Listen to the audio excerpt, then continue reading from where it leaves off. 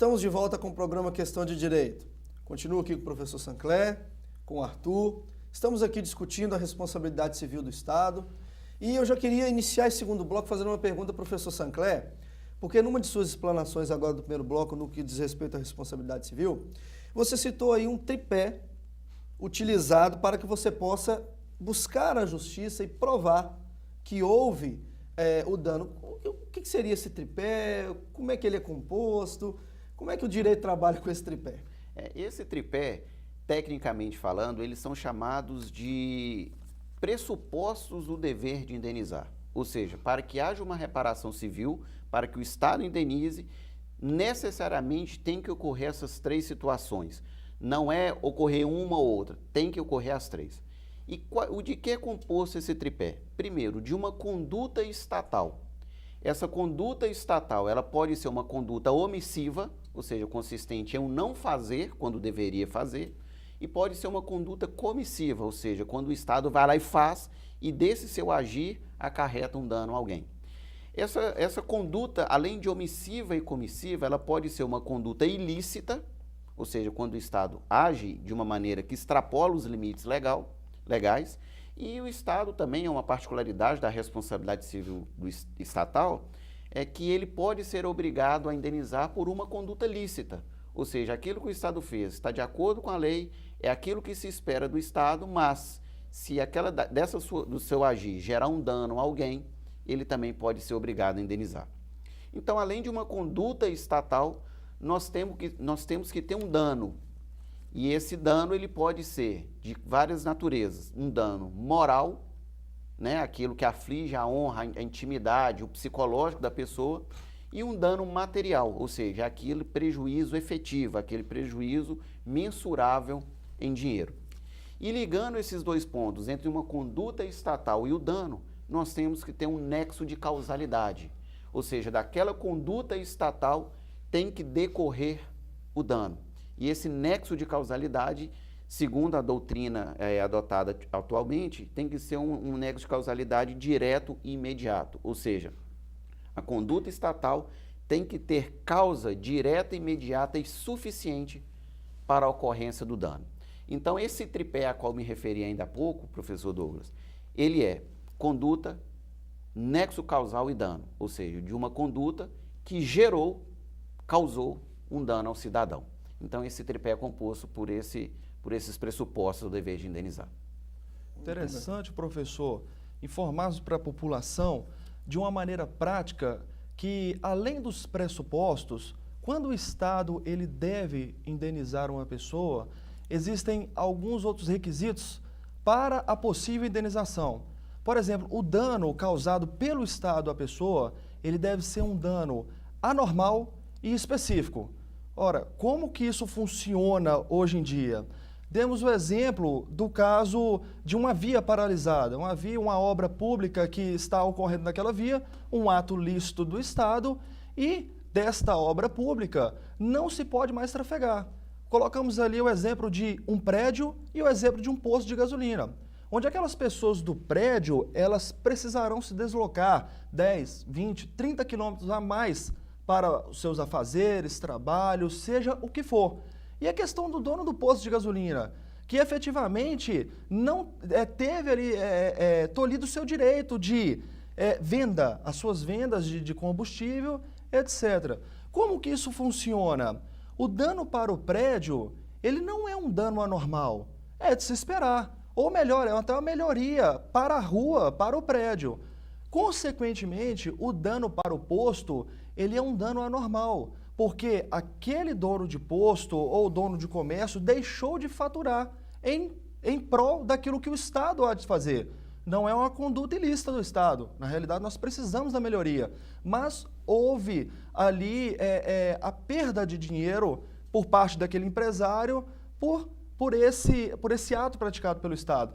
Então, são dois requisitos também para a indenização, são os danos anormais, no caso do posto ou do comércio, foi um dano anormal, e específico, porque foi dentro, em cima daquela pessoa. Então, a título para colaborar com aquilo que o professor falou, é um exemplo que a população ela tem que ter o conhecimento para poder saber quais são os seus direitos em relação aos atos lícitos e ilícitos, comissivos ou omissivos praticados pelo Estado. Correto. Só aproveitando aqui o que o Arthur disse, e realmente é assim que as coisas se dão, e essa indenização do Estado, baseado nessas condutas lícitas do Estado, elas têm por fundamento o princípio da igualdade. Porque, veja bem, você citou muito bem lembrado o caso de uma obra pública. Uma obra pública ela é feita para beneficiar toda a população da cidade, enfim, a população de um modo geral. E não é justo que o Estado intervenha para beneficiar toda a população e um só de seu membro ou um grupo pequeno dos seus membros suportem os efeitos maléficos daquela obra pública. Então, baseado no princípio da igualdade, o Estado vai indenizar esse cidadão que teve um dano anormal e específico. Porque, ao contrário do que possa parecer, quando o Estado, o município, tem que indenizar alguém, não é o prefeito que tira o dinheiro do seu próprio bolso para fazer frente à indenização. É o município, é toda a população, por intermédio dos seus impostos, dos seus tributos, que estão custeando aquela indenização. Então, é a população pagando para um de seus membros que teve um dano anormal e específico, de modo a restabelecer a igualdade. Todo mundo foi beneficiado com a obra pública, não é justo que um ou poucos suportem os efeitos danosos daquela construção. Então, só para complementar, com base no princípio da igualdade. Interessante a gente ter essa percepção, porque quando a gente trabalha com direito civil, a gente vê e se nota de uma forma bem clara e objetiva que um dos objetivos em se trabalhar a responsabilidade civil é o famoso chamado caráter pedagógico, para que o agente não volte a praticar aquela conduta danosa. Só que no Estado é um pouco diferente, porque no Estado nem toda conduta ela é ilícita. Vocês acabaram de citar um exemplo aí em que o Estado está fazendo uma obra pública que vai beneficiar. Então, nesse caso específico, a indenização ele não teria um caráter pedagógico. Eu posso considerar dessa forma? Exatamente. A ideia é justamente essa. O caráter pedagógico do Estado se dá quando é uma conduta ilícita. Quando o Estado age ilicitamente, aí sim, o caráter pedagógico de modo a coibir a reincidência daquela prática ilícita. Mas, como nós dissemos aqui, juntamente com o Arthur, o Estado, por vezes, ele vai ter que indenizar por uma conduta lícita. Não está nada fora da lei, mas ainda assim ele vai ter que indenizar. E o fundamento dessa indenização é justamente esse princípio da igualdade. Então, quando o Estado indeniza, quando, por exemplo, o município indeniza, paga lá uma quantia em dinheiro para um cidadão, é uma quantia em dinheiro que repercute em menos remédio, menos estradas, ruas asfaltadas, menos iluminação pública.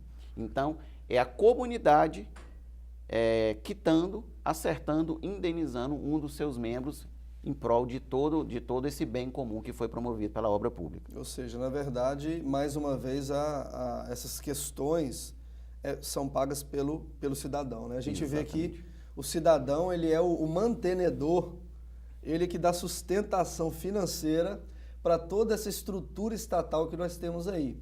Falando dessa questão de lado financeiro, surge uma dúvida, porque a gente tem uma forma muito clara e objetiva de comprovar um dano material. O dano material é simples quanto a matemática.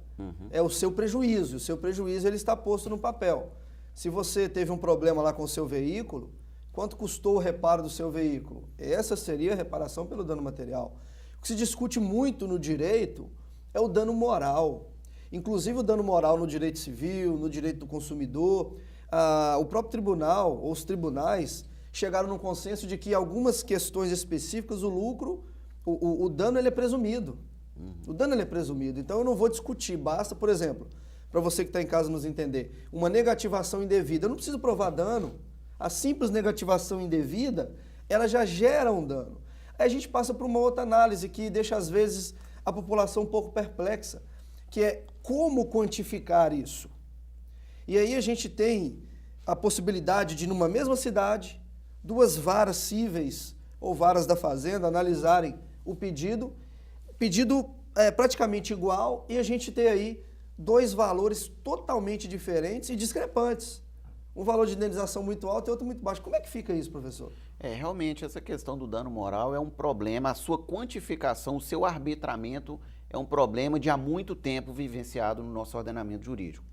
Houve uma época em que o STJ, os tribunais superiores, eles tentaram tabelar, né, fixar valores fixos para a ocorrência do dano moral. Esse tabelamento do dano moral não teve como vingar por uma razão, ao meu sentir, muito óbvia. É porque o dano moral ele é muito pessoal, ele é muito personalismo. De repente, uma coisa, um fato que abala profundamente a minha moral, abala profundamente o meu psicológico, abalaria menos uma outra pessoa ou abalaria nada uma outra pessoa por aquela mesma conduta. Então, a questão do dano moral ela tem que ser vista caso a caso. Iniciativas, ainda que muito bem intencionadas, como tabelamento,